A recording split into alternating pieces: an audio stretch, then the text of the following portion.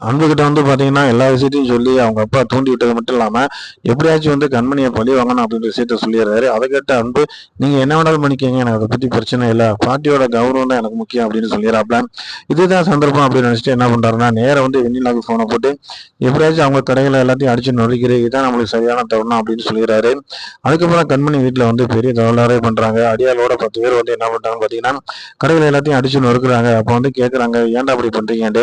"அதெல்லாம் எனக்கு தெரியாது. 2 நிமிஷம் தான். நாங்க எல்லா வேலையும் முடிச்சுட்டு போயிருவோம். இல்ல தடுத்தீங்கன்னா அவங்க மண்டைய உடைச்சு போடுவோம்" அப்படின்னு சொல்லிடுறாங்க. பயத்துல கண்மணியால ஒண்ணுமே பண்ண முடியல. எல்லாம் அடிச்சு நொறுக்கிட்டு வெளில போயிறாங்க. அந்த நேரம் பார்த்தீங்கன்னா, வெண்ணிலா அந்த இடத்துல இருக்காங்க. வெண்ணிலா நேரா கை தட்டி கூப்பிடுறாங்க கண்மணிய. கண்மணி போய் சத்தம் போடுறாங்க, "உனக்கு அறிவு இருக்காடி? ஏன்டி எங்க வாழ்க்கையில இப்படி குறுக்க நிக்கிற?" அப்படின்னு சொல்லும்போது, "நான் தேவையில்லாமல உன் வாழ்க்கையில நான் குறுக்க நிக்கல. எல்லாமே முழுக்க முழுக்க அன்பு சொல்லி தான் நான் அதை செஞ்சு, அது கூட தெரியாம லூசு மாதிரி நீ பேசிக்கிட்டு இருக்க" அப்படின்றாங்க. 2 பேத்துக்குமே வாக்குவாதம் ரொம்ப முத்தி போகுது.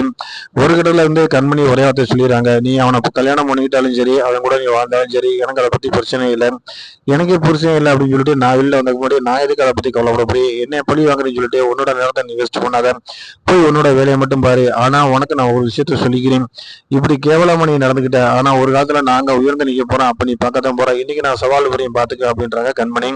அதை பார்த்துட்டு அவங்க என்ன சொல்றாங்கன்னா, "இவ்வளவு அடிபட்டு கூட நீ திருந்தாம இருக்கிற பாரு. இன்னும் என் கூட நீ சவால் புரியா? கண்டிப்பா இனிமேல் வாழ்க்கையில நீ எந்திரிக்கவே முடியாத அளவுக்கு நான் உன்னை பண்ணி வச்சிருக்கேன். இனிமேல் நீ எப்படி எந்திரிக்கிற அப்படிங்கிறத பார்க்கலாம்" அப்படின்றாங்க. எல்லாமே பேசி முடிச்சுட்டு 2 பேருமே வெளியேறி போயிறாங்க. அதுக்கப்புறம் கண்மணிக்கு கோவத்தை அடக்கவே முடியல. எப்படியாச்சும் இந்த விஷயத்த நம்ம பதிலுக்கு பதில் ஒண்ணு பண்ணணும் அப்படின்னு சொல்லிட்டு நேரா என்ன பண்ணிடுறாங்கன்னா, நேரா அன்போட வீட்டுக்கு போயிறாங்க. வீட்டுக்கு போனதுக்கு முன்னாடி அங்க பாத்தீங்கன்னா, கார அடிச்சு நொறுக்குறாங்க. எல்லாருமே வீட்ல இருந்து ஓடியாறாங்க. "என்னாச்சு கண்மணி? ஏன் இந்த அளவுக்கு பண்ற?" அப்படின்னு சொல்லி அவங்க அதாவது அன்போட அம்மா கேட்கும்போது, "நீங்க எதுவும் பேசாதீங்க. இங்க நடக்கிற விஷயம் உங்களுக்கு எதுவுமே தெரியாது" அப்படின்னு சொல்லும்போது, பாட்டி சத்தம் போடுறாங்க, "உன்னை அவமானப்படுத்தி அனுப்பிச்சு விட்ட ஒரே காரணத்துக்காக வீட்டுல தகராறு பண்றீங்க" அப்படின்றாங்க. "அப்படியெல்லாம் எதுவுமே கிடையாது.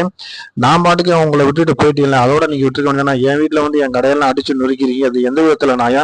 நீங்க பண்ணுனா நாயா, நான் பண்ணுனா தப்பா?" அப்படின்னு சொல்லி கேட்கும்போது 2 பேத்துக்குமே வாக்குவாதம் முத்தி போகுது. அப்ப அவங்க என்ன சொல்றாங்க அப்படின்னு பாத்தீங்கன்னா, அன்பு "என்ன நீ பாட்டுக்கு உன் கடை உன் கடை அப்படின்ட்டு சொல்லிட்டு இருக்க. அந்த கடையை உருவாக்கி கொடுத்தது யாரு? நான் தான் கண்மணி அப்படின்னு சொல்லி உனக்கு அந்த கடையை பேர் வச்சு கொடுத்தேன். அந்த கடையை அடிச்சுன்னு இருக்கிறதுக்கு இப்படி பேசிக்கிட்டு இருக்கே" அப்படிங்கிறாரு அன்பு. அப்ப சொல்றாங்க, "அப்படின்னா இன்னைக்கு கண்மணி கிச்சன் கம்யூனிட்டி அப்படின்னு சொல்லி ஒரு கடை வச்சீங்களே, அது யாரால வந்தது? கொடி கொடியா சம்பாதிக்கணும்னு நினைச்சீங்கன்னா அந்த ஐடியா யார் கொடுத்தது? முழுக்க முழுக்க நான் கொடுத்ததுதான். நான் கொடுக்க போய் தானே இந்த ஆப்ஷன்லாம் உங்களுக்கு வந்துச்சு. அப்ப நீங்க மட்டும் எந்த மூஞ்சி வச்சுட்டு இதை கேட்குறீங்க" அப்படின்னு உடனே அன்புனால பேசவே முடியல. அதே இடத்துல கண்மணி ஒரே வார்த்தை சொல்லிடுறாங்க, "நீங்க என்னை தொட்டுட்டீங்க. ஆனா இதுக்கான விடைவை நீங்க சந்திச்சு தான் ஆகணும்" அப்படின்னு சொல்லிட்டு அந்த இடத்த விட்டுட்டு கண்மணி வெளியேறி வந்துடுறாங்க. உண்மைதாங்க, தேவையில்லாம கண்மணி எவ்வளவு தூரத்துக்கு இவங்க ஹார்ட் பண்ணுவாங்கன்னு நானே நினைச்சு பார்க்கல. கிடைக்கிற சந்தர்ப்பத்துல எல்லாம் கண்மணியை அன்பு பிரிக்கிறதுக்கு என்னென்ன பிளானோ அத்தனை பிளானையும் பண்ணணும் அப்படின்ற ஒரே முடிவுல வெண்ணிலாவோட சேர்ந்து அந்த பாட்டியும் பண்ற அட்டகாசம் கொஞ்சம் நஞ்சம்ல. 10வதுக்கு அந்த ராஜேஸ்வரியோட மகனும் சேர்ந்துக்கிட்டு ஆடுறாரு. மொத்தத்துல அதாவது கண்மணியை பழி வாங்குறேன் அப்படின்னு நினைச்சிட்டு தான் கண்ணை தானே குத்திக்கிறாங்க. இது கூட தெரியாம முட்டாள்தனமா அவங்க வாழ்ந்துகிட்டு இருக்காங்க. இதுக்கு உடனே அன்பு இருக்கிறாரு. அதான் ஒரு இடத்துல கண்மணி கூட கூப்பிட்டு சொல்றாங்க, "இப்படி முட்டாள்தனமா இருக்கிறது அன்புதான்" அப்படின்னு சொல்றாங்க. தான் பொண்டாட்டியினுடைய நிலைமை என்னன்னு கூட தெரியாம, என்ன விவரம் கூட புரிஞ்சுக்கிறாம, எந்த இதுவும் பண்ணாம எல்லா முடியும் பாட்டி பாட்டி அப்படின்னு தெரிகிறாரு. அப்ப முட்டாள் தான் அப்படின்னு கூட ஒரு இடத்துல கண்மணி சொல்லியிருப்பாங்க. சோ அவங்க சொன்னதுல எந்த விதத்திலும் தவறே கிடையாது. முழுக்க முழுக்க அன்பை கண்ணை கட்டி இருக்காப்ல. பாட்டியும் அதே நேரத்துல அன்போட அப்பாவும் பண்ற அட்டகாசம் கொஞ்சம் நெஞ்சம்ல. இது எல்லாத்தையுமே வெண்ணிலாவுக்கு பண்றாங்க. ஆனா வெண்ணிலா அவங்கள தூக்கி போறக்கு நேரம் ரொம்ப விரைவில் இல்லை அப்படிங்கிறதுல மாற்றுக்கிறது கிடையாது. ஒரு நல்ல மனசு உள்ளவங்கள இவங்க இந்த அளவுக்கு ஹார்ட் பண்ணியிருக்காங்க. கண்டிப்பா கண்மணி இதுல மீண்டு வருவாங்க. மீண்டு வந்தது மட்டும் இல்லாம இவங்கள அவங்க ஒரு வழி பண்ணாம விட மாட்டாங்க. அதுல எந்த வித மாற்றம் கிடையாது. இந்த சேனல் உங்களுக்கு பிடிச்சிருந்தா லைக் பண்ணுங்க, ஷேர் பண்ணுங்க, சப்ஸ்கிரைப் பண்ணுங்க.